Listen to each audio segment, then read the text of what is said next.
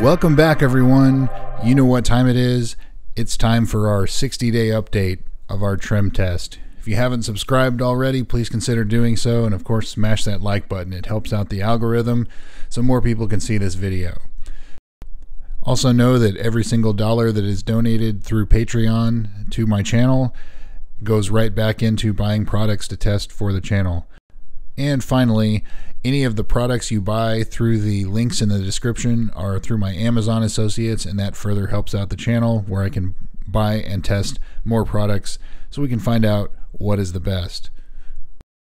So with that all out of the way, we of course foam, rinse, foam, wash, rinse, and dry our panels, and we're going to inspect them and see how they've held up being outside for the last 60 days, 24 hours a day, 7 days a week. These have been subjected to hurricanes, lots of wind, lots of rain, cold temperatures, very warm temperatures. We haven't quite gotten below freezing, but it's come close a few times.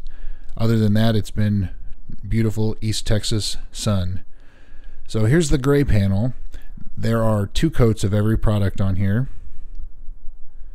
The upper left would have been the India ink. Turtle wax trim not holding up as well on the gray panel, but All Outlast is. That's one of the lower end products. Forever Black, we called that failed quite a while ago. And on to the next row. Wipe New by Rust-Oleum. That's our As Seen on TV product. Still doing great. Cerakote, that black stuff, also good. TLC CeraTrim starting to get a little weak. Shine Supply Trim Paint, it just didn't adhere well. Malco Epic Revive, doing okay, as is Solution Finish. So now we'll look a lot closer. So here's All Outlast, Wipe New. Very, very dark, consistent finish with Wipe New. And also the case with Cerakote. That black stuff, again, is a dye, and this is on a gray panel, but it is very consistent as far as the finish and how it's holding up. TLC CeraTrim, as I said earlier, it's starting to look kind of weak, but it's still okay. We'll give it a pass for now. Malco Epic Revive, looking outstanding. Very dark. Solution Finish, they do have a gray product, but this is their black version, and it's starting to get weak. So let's move over to the black panel now. This is 1 coat of everything. In the upper left is India ink, Kiwi Black Shoe Dye, and Turtle Wax Trim, both doing good. All Outlast also doing good. It's got a couple little splotches, kind of like the Forever Black there is, but I don't know. Adam's New Black, we called that one failed quite a while ago. Rust-Oleum Wipe New, once again, Cerakote, that black stuff. You're seeing some consistency here between the 2 panels, whether, you know, it looks like it's not making any difference whether 1 coat or 2. So if it were me, just put 1 coat on.